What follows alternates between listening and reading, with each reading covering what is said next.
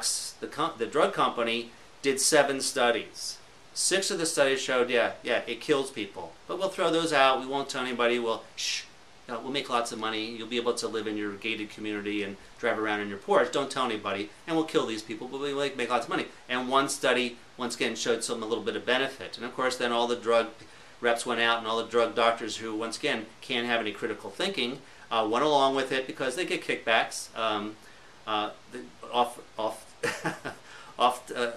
track a little bit here, but one of the persons that works on my TV show, one of his private companies, is he goes out and does video commercials and he videotapes special events. And so he went to this very, very exclusive, probably cost hundreds of thousands of dollars, of this winery. They went into their caves. They had this, probably $300 or $400 type of dinner and thousands of dollars of wine, all paid for by Johnson & Johnson for all the orthopedic doctors in the area. See, so from New Jersey, that's called a bribe, but in the medical field, that's called education. So, I mean, so they treat all these doctors, hey, you do, and that's what they did. They said, Dr. Smith, you did $1.8 million, yeah, here's your bonus. Dr.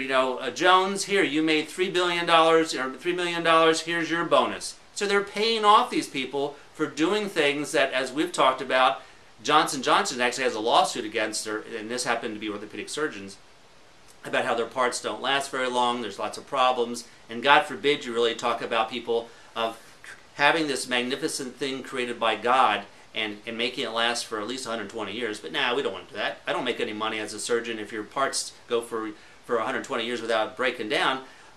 We'll tell you, take these drugs. We know that non-steroidal anti-inflammatories, when you start taking those at age 20, that's what causes your joints to rot. Not because you're overweight, that has a factor like that. It's well known that non-steroidal anti-inflammatories actually accelerate destruction of your joints. So that's a great thing. So you start you early, you're in high school and college and you're in sports, and you start taking Motrin and Tylenol. That all contributes to blocking a certain type of prostaglandin, well-established science, there's no debate about this, causes that to occur. It interferes with the healing process of your body. So sure, so by the time you're 40 or 50, you need a hip replacement, knee replacement, and then we've talked about it, it's kind of sad. People walk around like they're dopes and they just go along with it, and they don't have the money, and that's why we're into hundreds of trillions of dollars in debt, because we're doing these things with no money. Of course, the drug doctors are happy, but he was just so disgusted with this, because he works on my show, so he knows I go through it. He couldn't believe that it had nothing to do about health, about doing things better. It was all about money, how you can make more. If you want to get to the next bonus level of getting thousands of dollars, you had to do these many type of procedures. Totally disgusting. And that's what you go to when you go see your drug doctor.